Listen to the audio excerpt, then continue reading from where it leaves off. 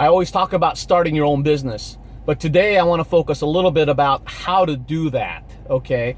There's so many times when people, they've been working for 10 to 20 years in a job, and they're sick and tired of their job. They realize their job is not going to get them to where they want to go, and they sell their 401k, they cash in their savings accounts, etc., and they buy their dream business. They buy a franchise with the dreams of becoming financially free.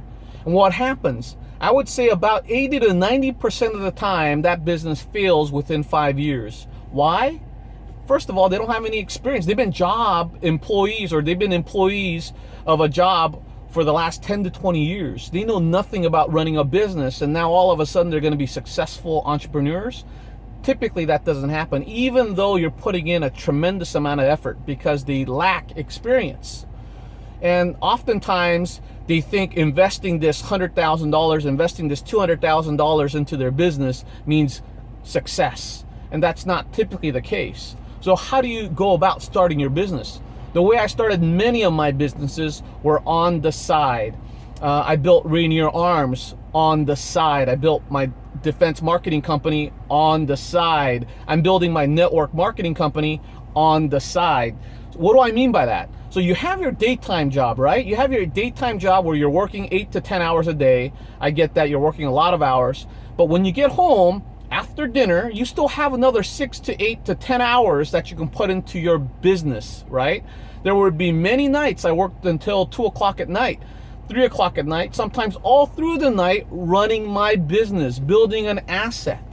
And you can do that. You have time to do that. Well, I know you're saying, well, John, I play softball. I can't do it. I play darts. I play bowling. I got all of these other hobbies. I'm involved in all these church activities, etc. I get it. I understand. But if you want the truth, if you want financial freedom, you have to pay a price. You have to sacrifice. There's nothing in this world that's going to just be handed to you. There's nothing in this world that's going to come easy with just working 8 hours a day. I've never seen anybody build huge amounts of success on 8 hours a day. Never seen it. Maybe you'd be the exception, and maybe that's what you're hoping for. But reality is that's not going to happen, in my opinion. And so be committed to working those extra hours. Be committed to working all night if you have to build your business. It's a short period of time that you have to do that, maybe 2 to 5 years, okay?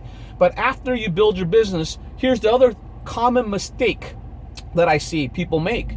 The other common mistake I see people make is they quit their job way too early.